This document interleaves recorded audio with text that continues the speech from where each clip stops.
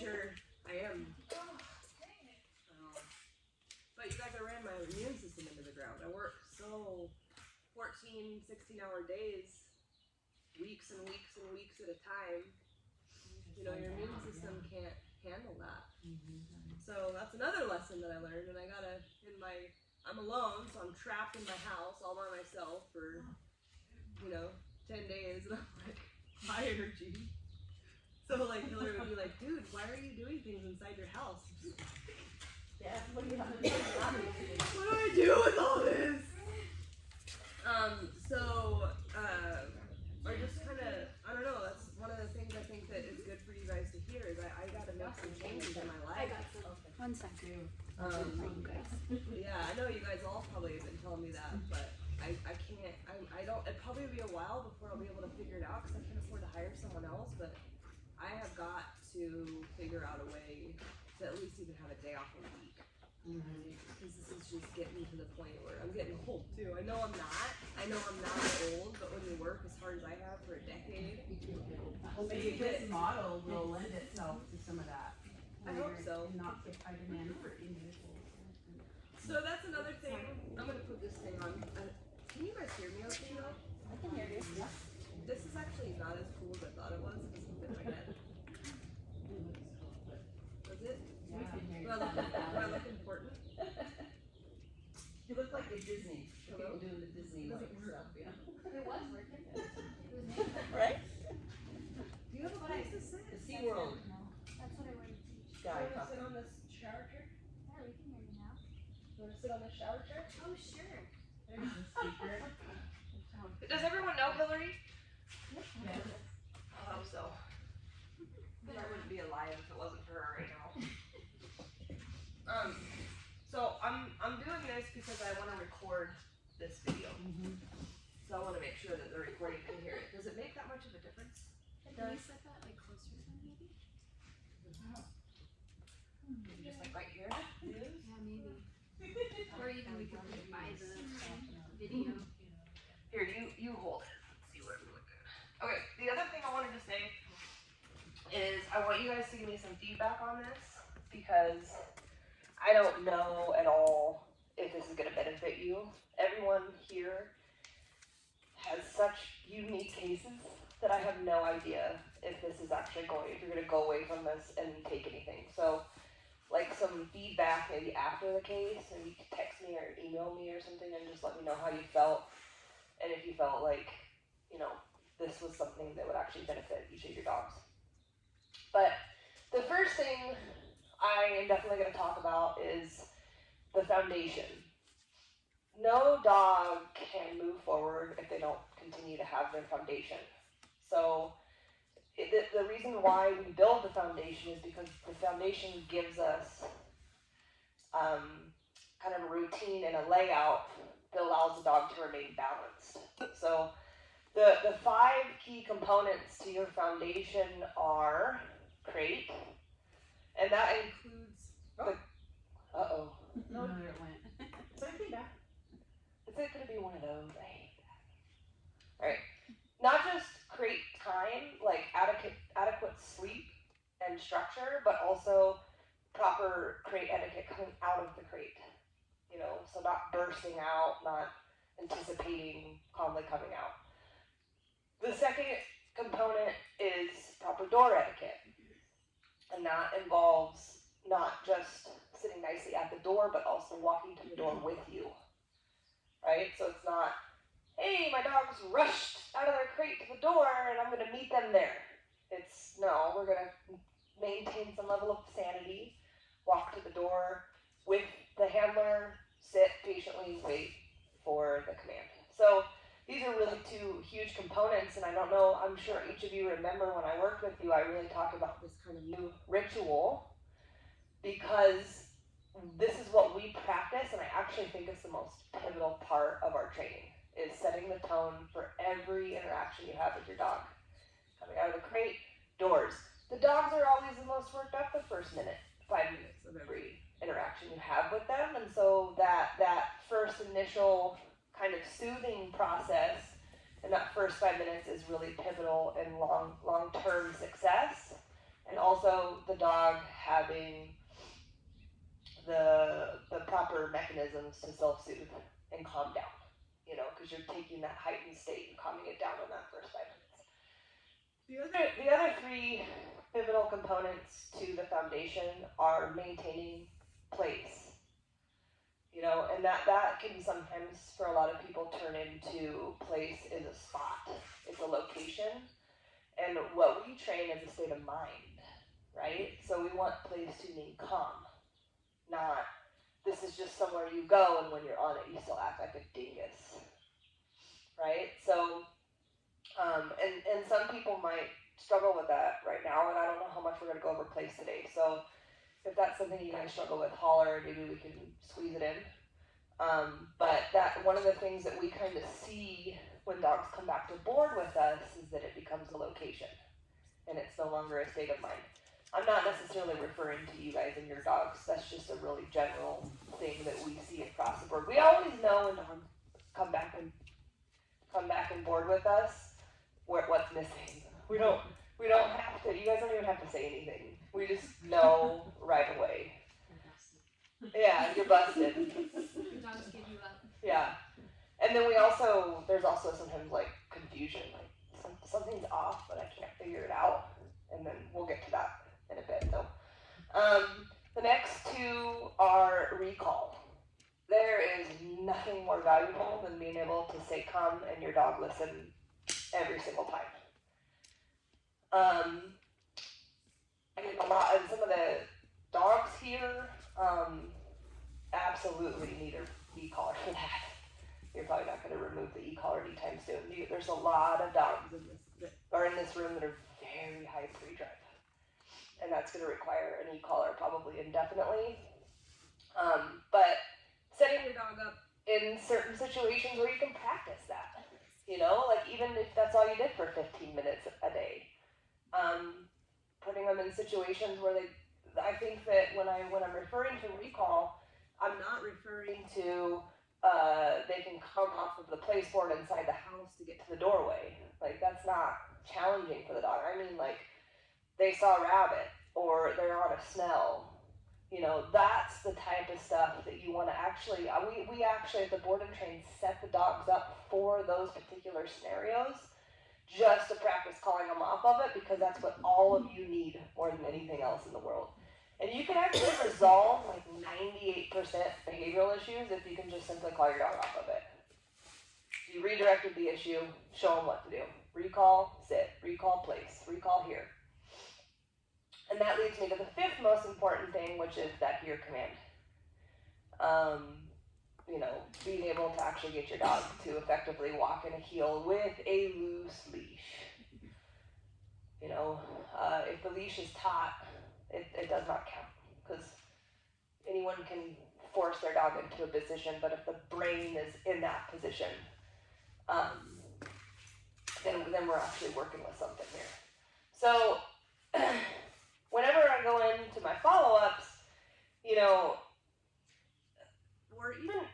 even Hillary can probably experience this, because she has the unfortunate position of having to do the one-on-ones, which I haven't had to do for 2 years, thank God. It's so hard. It's just so much easier to work with an already trained dog.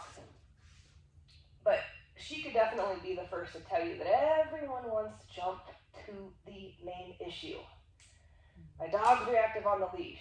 My dog can't stop fence fighting. My dog blows through 100 on the e-collar.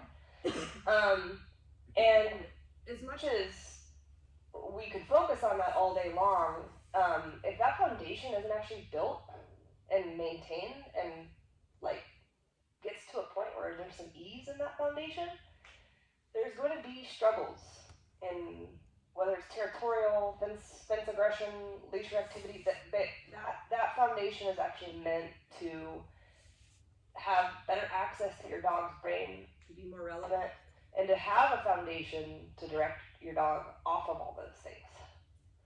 So, you know, I've been in situations where I haven't even wanted to go into the main issue. Georgia over there had to experience that the last time. I don't want to go into the main issue. We have to work on some other stuff. Other things need to be accomplished before we put our dog in that situation.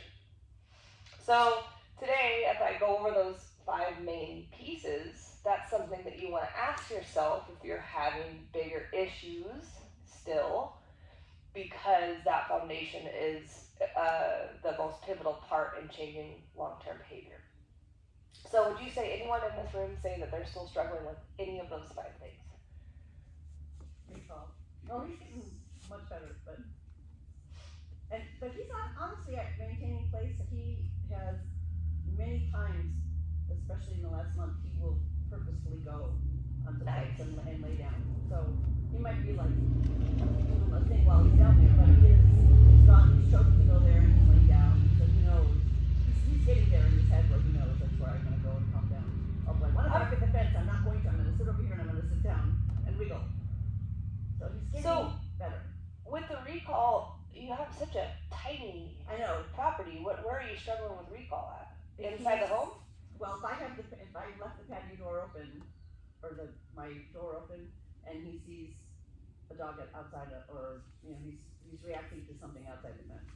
And Okay. I'm in the house. Okay. Calling him, but he's probably 80% will immediately come, no matter what anymore. Okay. Even if he's wanting to react to the schnauzer that won't stop barking for 3 hours on the other side of the fence. Does anyone else have problems with fence fighting in the back, territorial fence aggression? Yeah. And some of you don't have lots, properties where you have that issue, but so there's some key components to addressing that too. One is always have their e-collar on. Right. Yeah. And I know you mentioned the last time you boarded that you don't have it on him anymore. Right.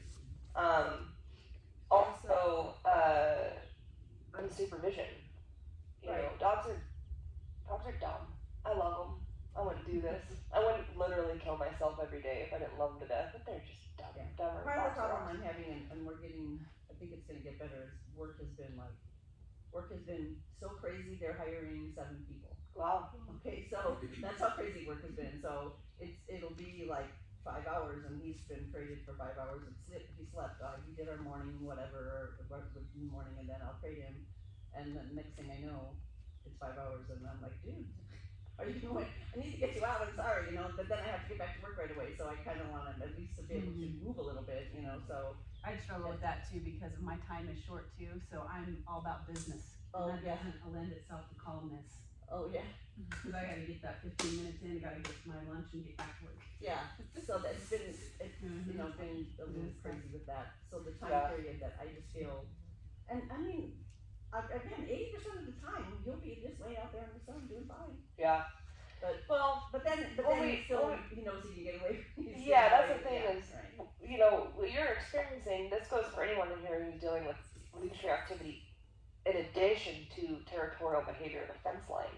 They're the same behavior. Mm-hmm. Just one has a line on them and the other one is, Right. it's still reactive, it's still territorial. So the only way to actually eliminate behavioral issues is to actually not allow them to have access to those behavioral issues. Mm-hmm.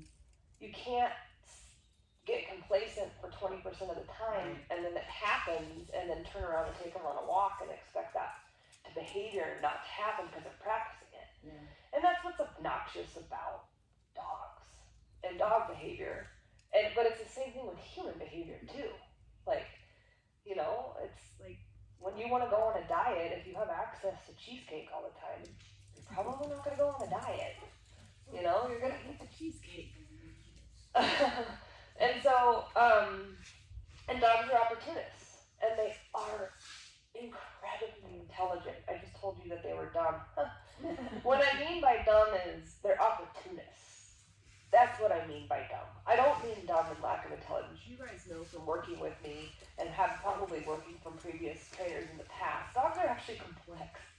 They're so complex. There's so much to them. There's so much depth.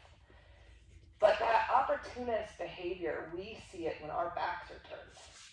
And we do this for a living, so of course we're like way more on all the time, whereas when you go into the human home, you're not gonna be, there's always that 2-week trial period after the dog comes home from the board and train where it's like, oh man, Eric is coming back in 2 weeks, I'm gonna show off for her. And then the weeks go by and complacency kicks in as well as old habits. And life. And life, jobs, Yeah. COVID, illnesses, deaths in the family, horrible things happen, and sometimes just challenging things happen, and that makes it more difficult. But if you're gonna give yourself a break and your dog a break, talk about that with yourself. Hey, maybe I don't need to be so disappointed in our progress today because it's been a hard day on me. There's a lot going on. And that doesn't make you a bad dog owner or dog handler. It makes you human, and we all deal with it. Our dogs all have issues because we're not perfect and we're busy. We're really taking care of all your dogs. So that's a good conversation to have, but it's also important to understand when you're trying to eliminate behavioral issues, you can't let them have access to those behaviors. And that means being really, really aware of your surroundings so that you can actually be proactive in either removing yourself from the situation if you don't feel like you're ready for it, or getting into that mode of addressing it right away so that you can block it. But every time we see a dog that's leash reactive go back into leash reactivity, it's like clenching my jaw because I know that is so hardwired into the dog that when they start to feel that again, they're like, oh yeah, I'm going right back to that. Kind of like a high almost, And in order to really rewire the brain to come up with a better choice, they need to experience that on a higher level than they're experiencing the reactivity in order for them to start to go in that direction towards that new wiring that you're trying to accomplish. Does that make sense? Yeah.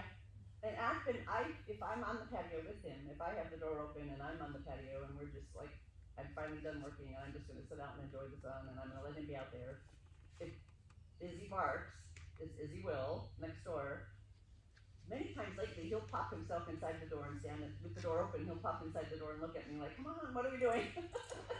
He's like, give me direction. We're removing ourselves from that dog.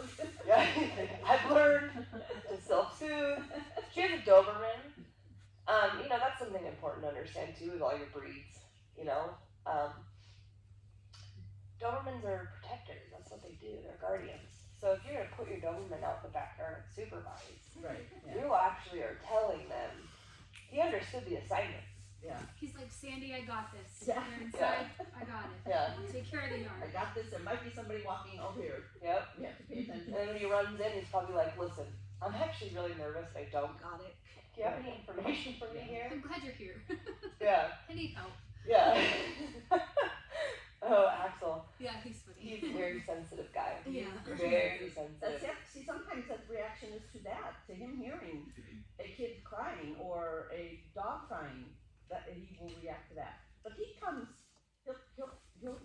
recall to me on those situations generally. Good. Without recalling. In your situation, you need to get back into the habit of putting the e-collar on them. And probably also not, even if you spend a trial period not allowing him to have access to the backyard and just putting him inside the house with you to block the behavior while you're working on your leash reactivity. Okay. But it makes sense that those are the same behaviors, right? Because it's still an explosion, it's still a reaction towards stimulus. There's a fence line which actually aggravates the situation more, but same with leash tension. So you can see how those two things are creating a blockage for them to follow through, which is frustrating. Mm-hmm. And you get the explosion. Whether it's a territory or you, it's protective. Right. They're not certain. So there's nothing more challenging than a strong guilt complex that we all go through, which is my poor dog, I feel bad for them, I'm really busy, now I need to go give them freedom. Enjoy the outdoors by yourself. Yeah. Freedom. And that always backfires because they're opportunists and they know you're not paying attention. And since all you guys struggle with different reactivity issues, they will take those opportunities to the fullest. And Axel's reaction, like coming back in and checking in with you, is such an example of how much they don't really want to do it. Yeah. We're actually putting them in a situation and setting them up to do it, and they become really like, oh, I don't want to do it. I really don't.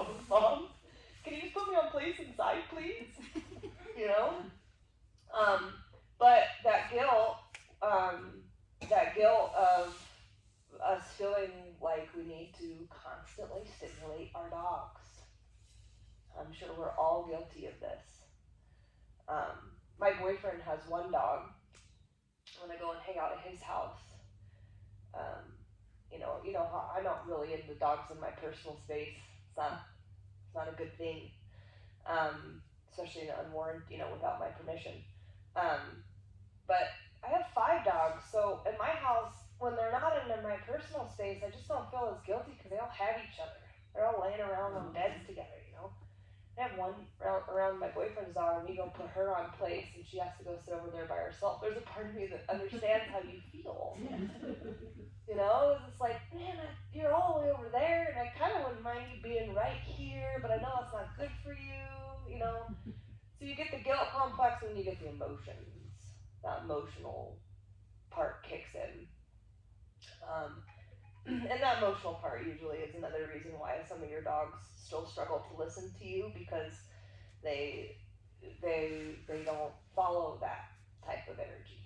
They don't follow that emotional component. So, and in some situations, it also kind of makes them feel like they're really powerful. Reggie. I know, I was just thinking that when she was saying she was in a rush too. That's the worst. Oh my gosh, for Reggie's Reggie. so He hard. knows when you're late. Reggie's such a hard dog. He is smart. But like, even with Reggie, like, he comes and stays, and we're like, he's made a really good choice, and so we go down to pet him, and all of a sudden he gets all jacked up. Oh, now I must guard. So that emotional component, and sometimes affection doesn't have to be emotional, but from all of you guys to your dogs, I mean, none of us touch our own dogs without an immense amount of emotion behind it. We love our dogs, so that component is going to kind of bleed into this dog's kind of feeling empowered now. And that's a lot of times why we emphasize maybe withholding that until maybe after the activity, or that permission-based affection, which I don't know if I've gone over that with everyone in this room. I'm sure I have briefly. There's a couple clients in this room that I've dwelled on it because it's the main issue in the relationship. But dogs who come up and constantly pester for affection are controlling your personal space. So that is going to lead the dog to believe they're in control of you because they're controlling your personal space. This is obnoxious. If I could change one thing about dogs, it would be this. I think the success rate of our challenging dogs that come through here would be higher too, because I think it's the hardest component to, 1, be conscious of, and 2, to make it a lifestyle, and 3, to make sure the dog understands it to the point where there's respect there, right?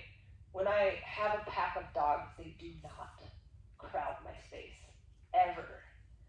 And it's not because I'm an asshole, it's actually just because they're like, no, like, we haven't been given permission to come inside this bubble, right? And that's not mean, that's just respect.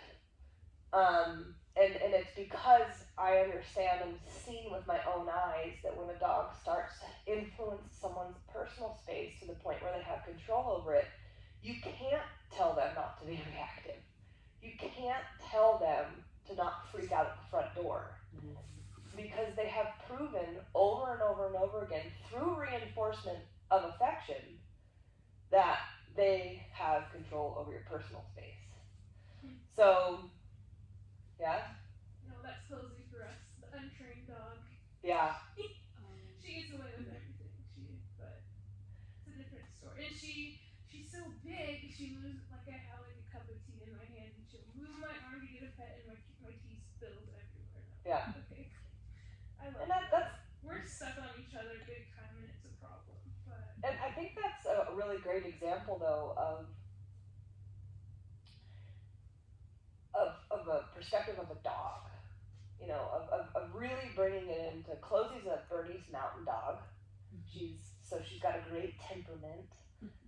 Probably would train up like a frickin' service dog after a 2-week board and train here. she does. she's really good at coming and staying next to you, but she is protective though, I've noticed. So then that's probably because of the affection, but Yeah. who Well, knows, maybe we'll she get her just- trained. she doesn't have any boundaries. Her other dog that's actually, she lives with her mom and dad, so Closy's kind of like the family dog. The Jax, emotional who's here support today, dog. is her dog, Yeah. who's a pit mix. But let's like bring it down to that example for Closy though, you know, which is, oh my god, I thought you were so pretty, you're so awesome, I love you so much, oh my god, I just love you, oh my god, I just love you. Into, god damn it! Excuse me. Still good, huh? You know, why are you bumping into me? Ah, so frustrating. You know, it's a freaking roller coaster ride for them. It's high, low, lows. They don't know why you're mad at you. All they know is that the last time they nudged you, you pet them. Yeah. This time they weren't aware you had coffee in your hand, but because they have zero respect for your personal space, that happened. Now you're mad at them, and they're like, well, last time you pet me. So not only is it a roller coaster ride that plays on their psychology, but it's freaking confusing. How confusing would that be? And it's, now I'm not saying any of you guys abuse your dogs, because you don't, but it's borderline abusive in the average home to me, and from my perspective, because if I was in a human relationship where 50% of the time I was coddled and loved, and then the other 50% of the time I was yelled at, the person was frustrated by me, but my behavior has been the same the whole time. I've been consistent, but my partner has not been consistent. And that, I mean, humans struggle psychologically with human relationships like that. When you really break the conversation down, that's what's happening with Closy. I mean, I actually don't get mad at her for that reason, because when I say no to her, she jumps away. So like whenever I say no to her to not eat something or something, she'll automatically jump away. And I don't, when she's in my space and bugging me, I kind of just let her push me around, which is not good. She might jump away because of that unpredictability that I just talked about. Yeah. You know? That's like a narcissistic relationship where you get in to the point where at a certain point in the relationship as the years go by, then you start to go, can I hug you this time? Are you mad at me? You know? And so when we talk about building a relationship for really loving your dog, that's part of that component of making that more of a balanced playing field for them. So there's not a lot of confusion, and we're not losing our shit on them randomly, which is probably going to happen regardless because we're human, and that's just part of kind of controlling emotion and controlling, you know, the external things that keep happening to us. It's just going to happen, but it doesn't have to happen nearly as consistently, and our frustration levels actually decrease when we create that consistency for our personal space. The thing that's really neat about it, from my experience, just because it's so programmed into me to live like this with dogs, they don't take it personal. They all love me equally, maybe some more than others, but is that when I want that and we share it, I feel like the value is higher. I feel like they really, really melt. And there's like a connection happening that feels more real and less just indulgent. And then I can actually just be done and, all right, go. And they're like, okay, cool, we had our moment. And they go do their own thing. I don't know, hopefully I'll get her trained someday. Eric's coming to pick her up today. It just bugs me so much, so confusing. And then she'll be back here in February for the baseball season, and get picked up again in October. Oh. And be back again in February. Yeah, that sucks. But Jax will probably be doing a lot better without her around. Possibly, yeah. And let's talk about that real quick. Let's see. Not really.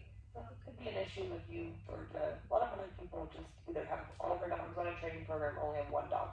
We only have one dog now because my kids moved in with us and brought a Rottweiler. What?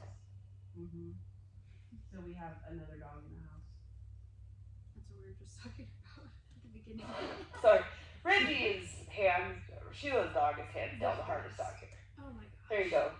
Lizzie, you can feel a lot better about your situation. You're number two, but. I've never met a dog more intelligent in my life. He's extremely challenging and he's extremely sensitive to every mood you feel from your toe to your ear. Literally. And he'll tell you what mood you're in real quickly. So when you have multiple factors in the home that are not creating balance, you will see that in your dog. And they don't have to see it to feel it. Right? So Jax could be in his crate. Tusk can be in his crate. But your other dogs are barking at shit. They feel that. They know it's there. They feel the energy. They're aware. And that will indicate that the household is not balanced. So if you can't maintain balance in your household, why would the dog then turn around and follow the person who's running the household?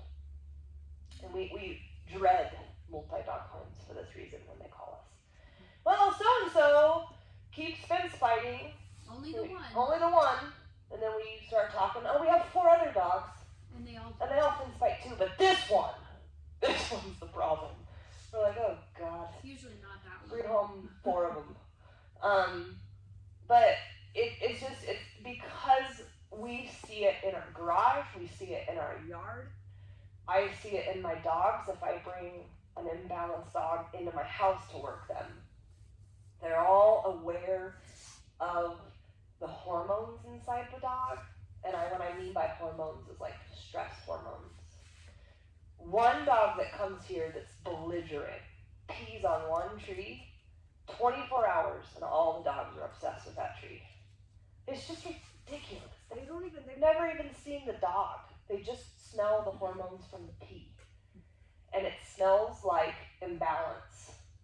So now everyone's up in arms. Oh God, there's an imbalanced dog in the property.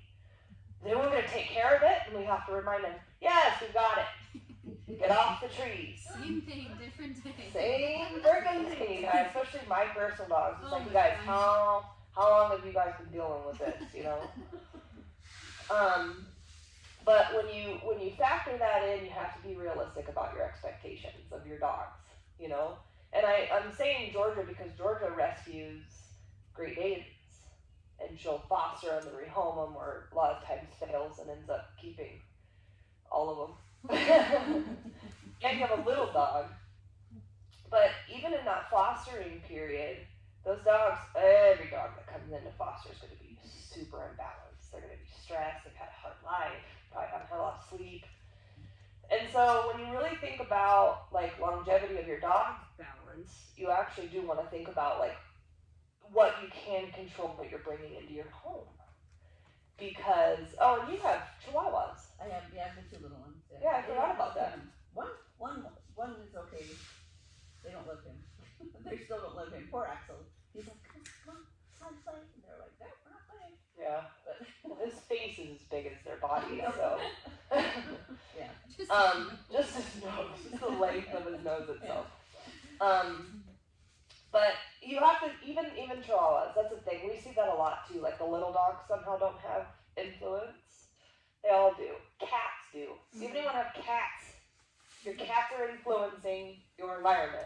I promise. One of them probably is in charge of the whole place. And if you have multiple cats, there might be a dynamic that's a little bit different, but I guarantee one of your cats is in control of probably all your dogs. And don't listen to humans. And have 0, I don't train cats, so we're not even going to go there today. But, Straightable? huh? I don't know. Straightable? That's a good question. I know, right?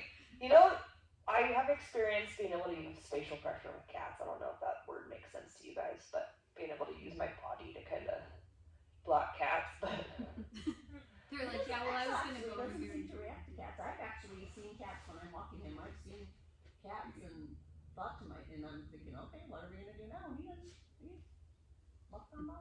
that's great. He never noticed one. That's Or awesome. never reacted to one if he noticed it. That's awesome.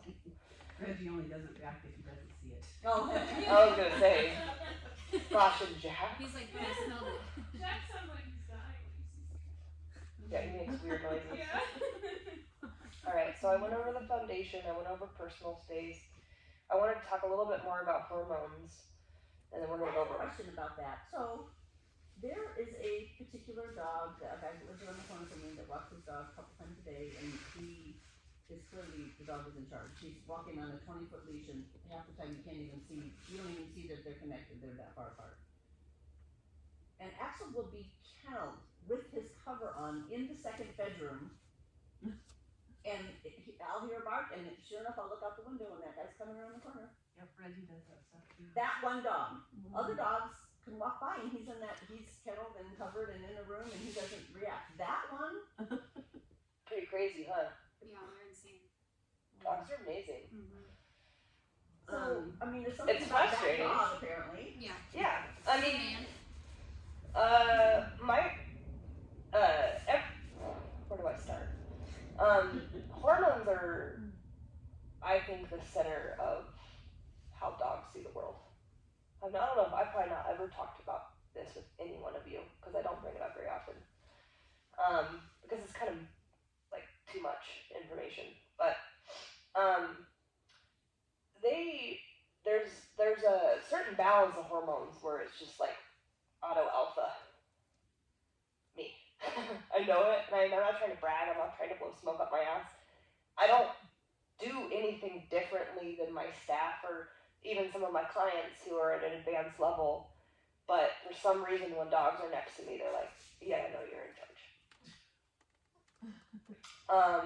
And it can get aggravating for Hillary and Leah sometimes, although I do sometimes have to give them specific dogs because maybe I'm not the right fit hormonally. I know that sounds really weird, but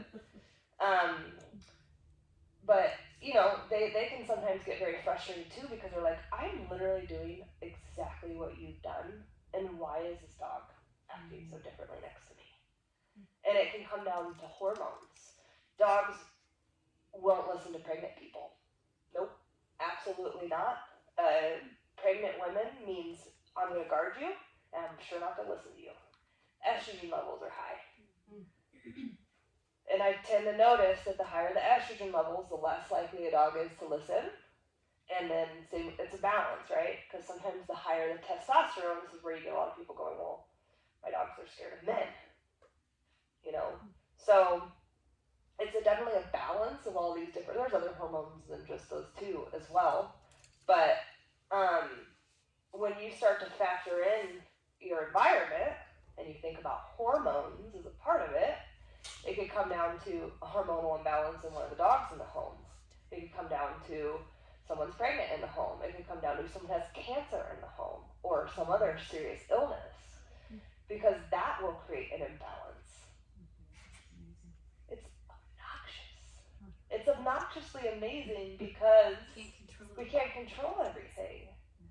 But I'm left to enlighten people on this because as we very briefly talked today, you can see how life can make having the perfect dog impossible. And so for all you perfectionists in this room, which there are lots of them, by the way, I really want you to, as you're thinking about those things, start taking it a little easier on yourself and the dog, and understand that it's never going to be perfect, and it never has to be perfect because life can get so complicated. And try to live in the moment, you know, and that's so much easier said than done, but just try to really embrace the moment that you get a spin. Grace said he did not react to those chihuahuas coming in. Yeah, see? Yeah, see, I was Like, but whenever I go to a training session, I never hear that. oh, It's always what they did wrong, no, it was great. you know, which I get, that's why I'm being called or why I'm needed, is because they're wrong. But it's like, holy shit, like if Reggie can walk by a dog, even if it's 15 feet away, and even if he's seen the dog before, fuck yeah! Woo! Yep. Because every single moment that you have with the dog that is successful is huge for your relationship.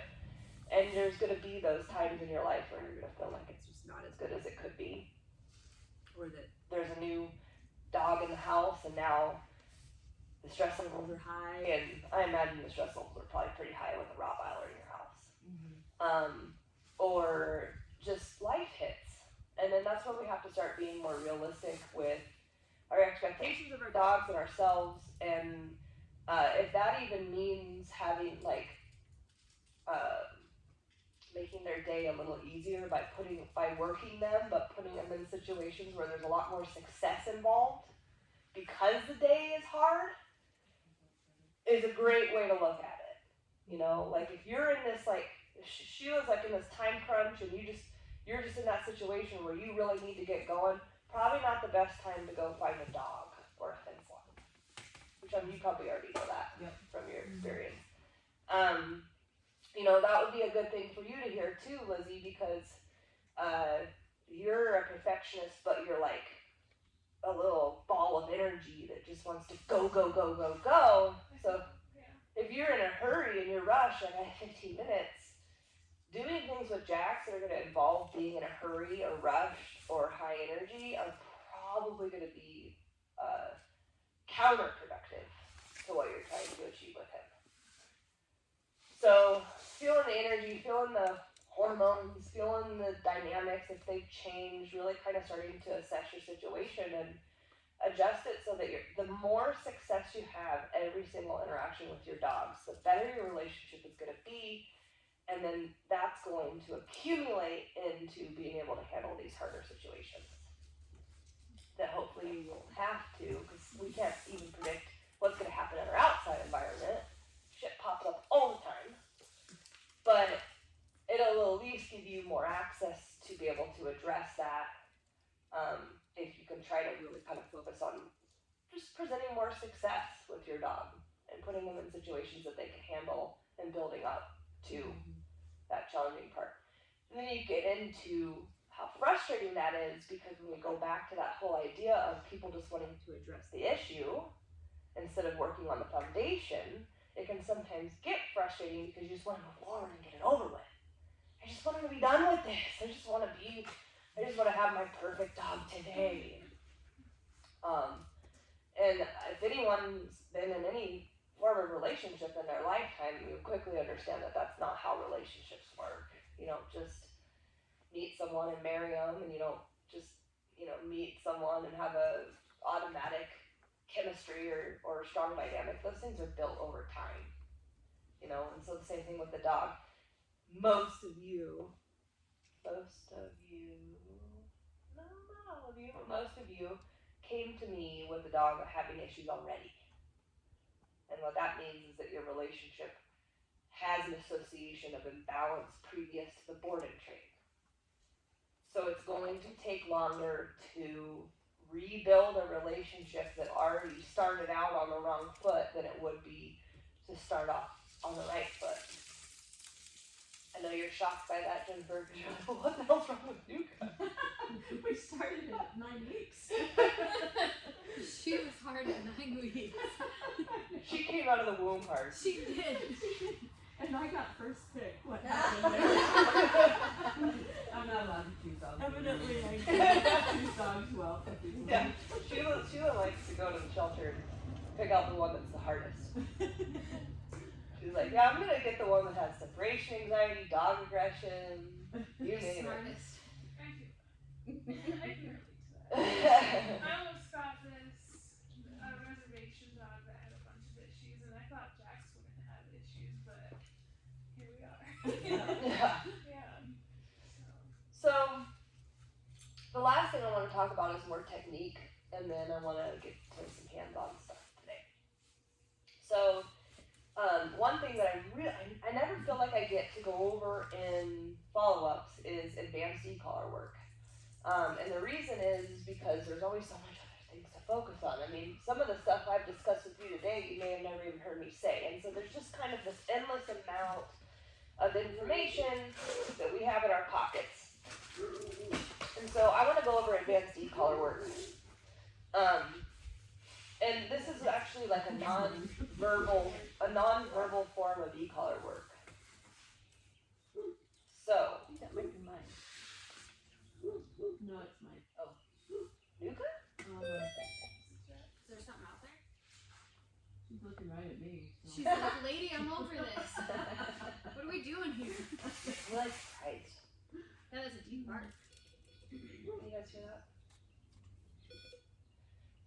Okay, so I'm gonna play dog a little bit, but you can get once you've used the e-collar a lot, and the dog has a really thorough understanding of what the e-collar means. You can actually go into nonverbal forms of e-collar communication that will help basically address behaviors and also get your dog tuned up faster. So, nonverbal e-collar work is going to be more like basically doing what we call tap, tap, tap until the dog switches their drive, right? So let's say hypothetically, you're in your living room and you're sitting there watching TV, and all of a sudden your dog's like, you can actually, until your dog goes, all right, and you don't have to say anything. They understand through the board and train and through the repetitions that you should have all, that you've all practiced at home, that the e-collar represents the handler, and the handler's extension is almost saying, go into pack drive. So this actually means pack drive, really and truly. It means a lot of things to the dog, but it's been used consistently with all of you guys. I wouldn't worry too much about it unless you want to. I don't, I just was seeing if it was him. Yeah. I would, but I If can't you see want to, anything you here. can, but I can't see I don't anything. feel like this is too excessive. And Okay. where was I saying? Okay, so this basically means pack drive. So when you're really like observing your dogs, like let's say, like Clooney has this like kind of crazy ability to know that someone's out front. He's kind of like this, like he's also got a really high prey drive. I could see him being like, he doesn't even know it, but someone's out front. And you start to see him kind of address that front door and fixate on it. You guys don't have to say anything necessarily. You could actually just start on his working number, go tap, tap, tap. I would do about 3 to 5 taps and then go up a number or 2. 3 to 5 taps, go up a number or 2. 3 to 5 taps, go up a number or 2. And that's what these guys are doing with the barking in the car. So that's another nonverbal way of communicating with your dog. We're done. And if you start on a working number and you build up, that's going to give you access to continue to communicate with them in a non-corrective way, but still address the issue. It gets their brain thinking, how do I turn this off? They're talking to me, how do I turn it off? And then you turn it off when you get the drive switched. So in Clooney's situation, it would be when you see that he actively removes himself from fixating on the front door. I do it for zoomies. Helps a lot. Nice. It's like the attack zoomies, and he like tries to. He's made so many holes in my pants just because he gets so excited, and I go up to a really high number, and he's really good at it now because he stops almost immediately now. Nice. So he told me that technique. Yeah. Nice. And that's a bit more corrective than what I'm talking about. So I kind of instructed you like go up Yeah. on the collar. He can handle a lot of e-collar pressure. Not all the dogs in the room can handle a lot of e-collar pressure. Believe it or not. Some of the to 25. Wow. like Tusk is like 4 to 7, and he's the biggest dog here. It's actually kind of comical. It is. Absolutely. There's a turning point where he's like, you could be at 80 and I'm not gonna, he gets to that point. But he reacts to a 4. I mean, I think in the house, if I did in the house, and he starts with the pacing, like what you're describing at the door, he'll start pacing. And then if I start doing this, I think that will definitely help with the pacing, stop the pacing. And that might need a directional component. You might have to say place. Right. Or lay down. Right. And so that's the other kind of nonverbal component to e-collar work is you can start to use but it's more of a preventative. Mm-hmm. So it's actually more Right. of avoiding Right. the behavior. if it gets to the point where there's escalation or there's confusion, then we need to step in and actually give them a verbal command, you know. But like what I'm thinking for you is Axel's really clear in his drives. His forehead gets real scrunched Yeah, up. right. His Yeah. triangles move to the front of his head. Yeah. And so if you're seeing him going up to the front door Right. because he heard a dog that's going to be approaching, Mhm. you can start there. Right. Tap, tap, tap, tap, tap, tap. I could definitely, yeah, I think that would help. What's other examples that this is super beneficial in? On place.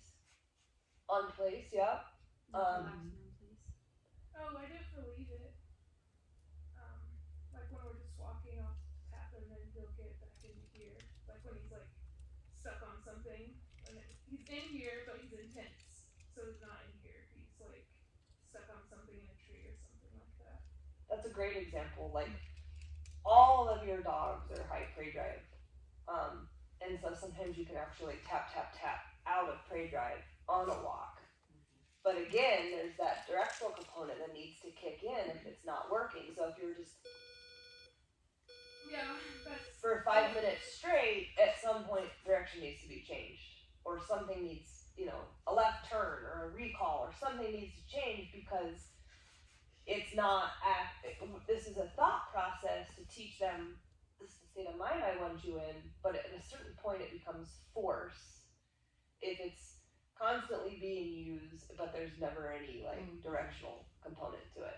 yeah. So Yeah. like when I tell people to say do leave it with the e-collar, you do leave it, but if the leave it's not actually getting through to them, you have to change direction because it's going to build on itself.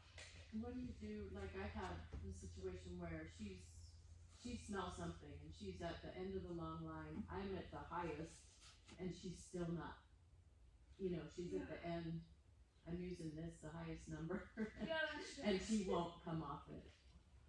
You have a line on her, right? How the way? You have a line on her? You have a leash? You have the long line? Yeah, long one. Yeah. Do you Yeah. add the leash pressure too? Yeah, well, she's pulling. Okay. She's creating the leash Trying to pressure. smell whatever. Yeah.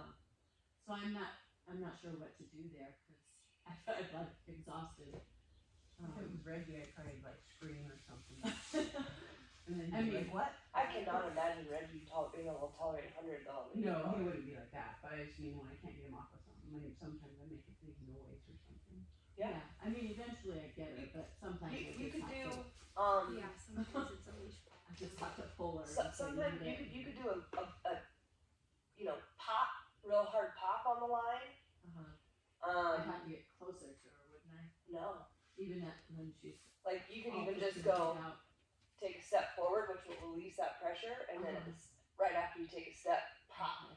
I've been using the power loop a lot, like, you know, still. That will help. Yeah, that's a good tool. Yeah, which is, The other thing you could also try to do is alternate stem and vibrate.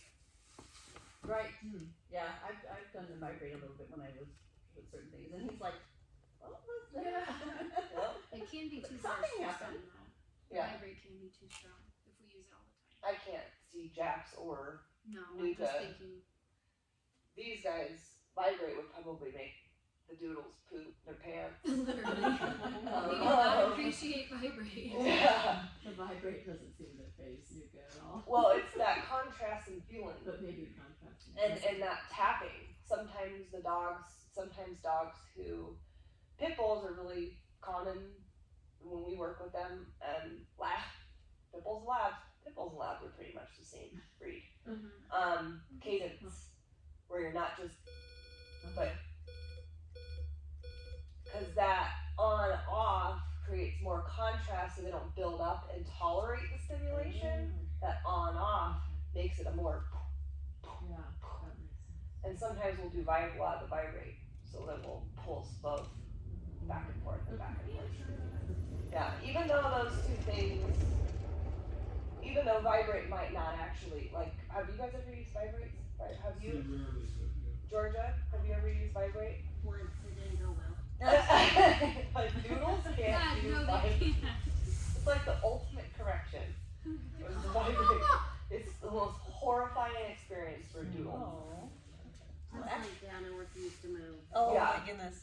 It's probably trembled too, huh? No, Axel's just like, Yeah, he looks around, he stops him though, whatever it was, I was trying to get him to pay attention. which is to. good. That's Yeah. good because a lot of Dobermans don't feel vibrate. Oh, he feels it. So he's more sensitive, I feel like. But even if they don't have even if they can tolerate a lot of e-collar pressure, sometimes just alternating that sensation can capture their attention. Yeah. And then I had to talk with Lizzie about this the other day too, because sometimes there's also like precursors that were happening that could have been prevented before that whole shenanigan started.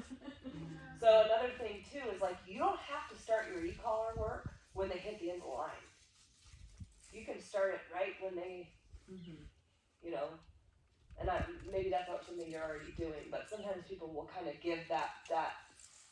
Let me put it this way: if a dog sees another dog, another rabbit, a cat, something that's very stimulating, that's going to create them to become reactive or go out on the end of the line, that's not going to be a very good time to try to see what they're going to do. Because they are escalating from the initial side of it. So I'm going to start addressing it right away. E-collar is going to start turning on like that very second that stuff starts to present itself. And then once the dog calms down, then I can start to see if they can make better choices without the e-collar. Does that make sense? Yeah, she is getting better. I mean, even just a week ago, we have so many rabbits. I can't believe the rabbits this year. But Yeah, we have one hiding under the she was trailer just over here, fun. guys. You see You it? know, before I could even react, she was out there. Are you? Now, She probably knows the rabbit's there before you probably know the rabbit. That's the I cool know. part about rabbits. They are sneaky. yeah, And the dogs know before we know. And that's probably where you're like, well, damn it, the 100's not working now. I know. You know, because she Yeah. figured it out probably like, and it only takes like 2 or 3 seconds for them to go up that high. Oh yeah. That's how quickly it is. So she probably was like, and you're And we thinking always she's just have, air even sensing. just going down our driveway, there's always a few rabbits right on the sides, and she's like, oh, where are they? She's anticipating them being there before you even get out there, probably. Yeah. So for anyone who doesn't have to deal with rabbits, like, Yeah, no kidding. because We've when heard you a lot of that this year. when you have a high prey drive dog, that is one of the rougher, because they run out of nowhere and they'll just cut you right off, and then your dog is right there with them. So, I think that pretty much summed up everything I wanted to go over in this setting. Did anyone have any questions? I do. Yeah. So it's probably really simple, but when I'm at home, the dogs are, not in crate, they're with me. It's fine, like I'm going from the kitchen to the family room, we eat in front of the TV a lot, so I have a tray with my stuff on it. And Chloe will be right here, and he kind of goes ahead of me, and like, balance issues with his hand here, so I'm like, so how can what should I do that's, I'll say, sit or stop or something, so I don't cost my, what? So I don't really know. Is the issue because the energy's kind of getting high and you're wanting them to kind of just like compose themselves next to you? Probably, because I get nervous because I'm calling so much, and I can't afford to call everyone. There's a couple different things that you could do. One is to go put them in place and then go get your food and bring it in. And then, well, but that's the thing though, is it you don't have a dog trainer brain. That's why you keep training with us, right? It might seem easy, but your also safety is at risk. So it's like kind of important too at the same time. The other thing you can do, and this is actually a really good universal rule for everyone, like when you don't want something from your dog, like whether it's them bursting in front of you or getting out in front of a walk or getting pushy inside their crate, stop moving forward. Just stop. Stop walking, because forward movement is a treat. It's reinforcement. So every time you take that next step forward and they're pushing their way through you, you're you're rewarding the behavior and saying it's okay for you to do that because you're moving with them. And that would help avoid like balance issues. I wouldn't even turn. I would just stop and they're gonna look back at you. Your dogs are gonna be like, what? Get back here. And wait a little longer for the calm to kick in. Okay, here. Now let's go together. Now this is something that you're thinking inside your house, but this could go for anything that you're dealing with, like coming down your stairs. There's a lot of commotion, you know, and you don't want that commotion down the stairwell. Stop. Make them come back. Calm down. You get home, you've been out for 6 hours, and you go up to your dog's crate, and they're belligerent because they're so freaking excited to get out of their crate. Don't move forward. Wait for the calm. So much easier said than done. Especially when you're in a hurry.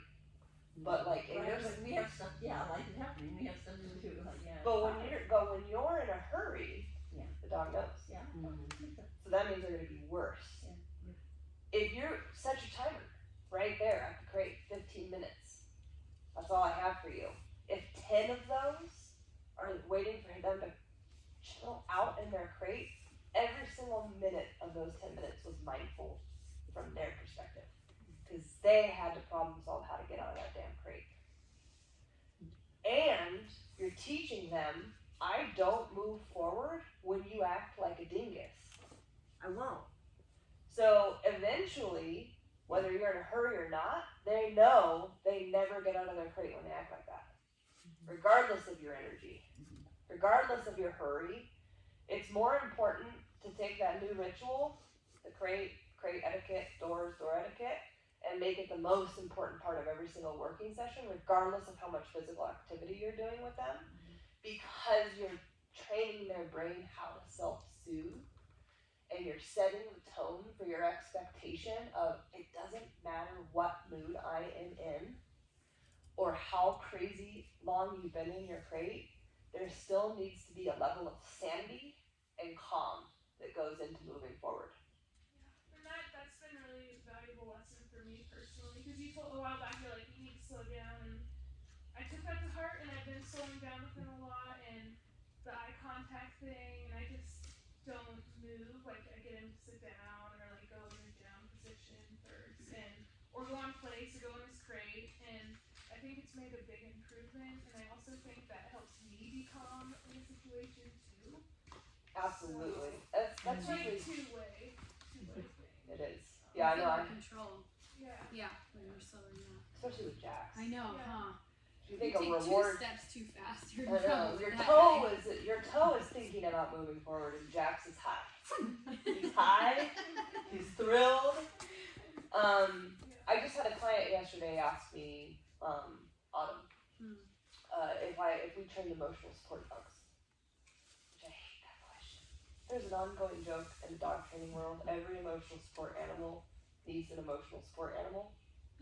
Because to take on our human emotion, they're not designed for that. Yeah.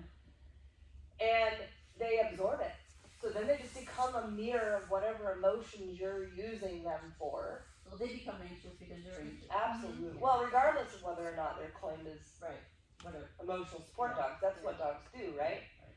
So my answer for her was, dogs are emotional support animals for every single one of us, but they're in a different way. They teach us how to remain calm in chaos. Yeah. They teach us that every single moment matters, and it does not matter if you only have 15 minutes. It does not matter if you're in a hurry, and it does not matter to them at all if something tragic has happened in your life. All they know is what you're sharing with them in that moment, and they will teach you how to value living in that moment, remaining calm, projecting to them how you want them to react to the world. I had to go over this with Sheila a lot over a year ago because her dog is so freaking reactive. It's hard not to become the reactivity. And what's so neat about dogs is that if you actually become how you want them to feel about the stimulus, they're going to read that in you and eventually become it. Yeah. And that is the most valuable thing I think dogs bring to our lives is they are an emotional support animal and that they're actually teaching us how to cope with our anxiety, how to have calming skills in chaos. I mean, how many people in this world could afford that? We might have a different world if everyone learned how to control their emotions in a chaotic situation. So that's another thing to take on because every single one of you are dealing with some level of reactivity. I don't know how Hootie and Clooney are doing. Are they still leash reactive sometimes? Cootie's done pretty well, but Hootie's just a little tow motor. Hootie? Hootie's the one? Just a little tractor glove stick. Okay. Because of all the dogs in here, you guys were the only ones who actually got to a point where the leash reactivity was under control completely. I know most of you guys have it to a point, but where you actually had it like totally under control. So I didn't know if that was still something you felt like you had. Well, I mean, it runs hot and cold. You know what? I can walk them together if they burn off some energy for a few minutes and run around and get the craziness out. Then they'll, the reason was pretty good. But Hootie just really loves to pull. Maybe we'll put a power loop on him today. Okay, does anyone else have any other questions? No? Did you want to say anything? I don't think so. I think you covered most. Okay. Mhm. Okay, so this is what I'm gonna do. I think what I'll have you do is take everyone individually to a place in the yard and just have like 3 on each side of the yard. Mhm. Kind of like Facing lots of each space. other. Facing in the middle of the yard, Okay. but like spread out, 1, 2, 3. And what I'm gonna do is, we can't get, this group is insane. So we can't just like all get everyone out at the same time and expect any sort of level of sanity. So what I wanna do is everyone is just gonna get their dogs out individually, and then Hillary's gonna guide you to a place in the yard where you guys are just gonna sit tight until we can get the whole group out. Okay. And this is gonna be good because a car door is a door. So we need to treat the car threshold like we would our doors, which is you're not getting out of this car until you chill out. Some of you might not practice this, and so that might make this more challenging, and so we need to come up with some level of calm that is like better than it usually is, because we can't spend all day waiting for everyone's dogs to calm all the way down. But that's something to remember. Cars are another way to set the tone for an activity. So if you're driving your dog somewhere to go do something, they need to have calm before they get in the car, calm while they're in the car, and calm when they get out of the car, because you are literally kind of setting the tone for what is this experience going to look like when I get out of the car. And this is where people struggle a lot of the times when they drive places. Cars create a lot of car anxiety for this reason. Does anyone have any issues with that? Well, I still do have to have them covered In the car? in the car. Yeah, but your setup though is I like have to stop. the most ultimate setup, in my opinion. And I personally am a believer in creating dogs in cars. I haven't gotten to that point yet because This is the problem. Like Georgia would have to buy a freaking Right. New like car. he's like, 12-person van to fit your dog. Like, yeah, I have to buy a it's smaller crate so for him to fit in. The one that we travel in, he can't stay in long. yeah. But even I mean, you guys will see George's dog is freaking 150 pounds. His He's head's like this. Yeah. huge. So do you have him a crate in the car then, or no? No, Yeah. Well, he doesn't go riding often. Oh. that would be pretty comical. He doesn't like it. But if you can afford to do it, and like some situations, like you guys have 2 dogs, probably not gonna be able to get 2 dogs into the size of your car. So sometimes it's just not very realistic, but it's safer, and a lot of dogs die in car accidents every single year. So even harnessing the dog into a seat gives them more stability, and if like someone were to rear end you, they're not gonna go flying forward, they're gonna be like harnessed in. So if that's something that you guys don't do, harness or crate, that might be something you consider if you can afford to do it, just because it's so much safer for the dogs. Yeah, the crate is, the back seat is car seat. You have a He's harness. connected. Yeah, you have Well, a seatbelt. well, he's connected now. The harness he chewed, he actually did. Oh, He doesn't even chew normally, but he Hopefully Jack doesn't do that. did do that. He's quiet. Jax doesn't chew, does he? He does chew. Yeah, there actually Then where you wanna start? Yeah. We had to open that bathroom up and I had COVID, so my staff had a place to go. Why don't we go put his muzzle on and that's All gonna right. take a minute. So let's start with the cars on this side and then work our way out. So why don't you get started, Sheila?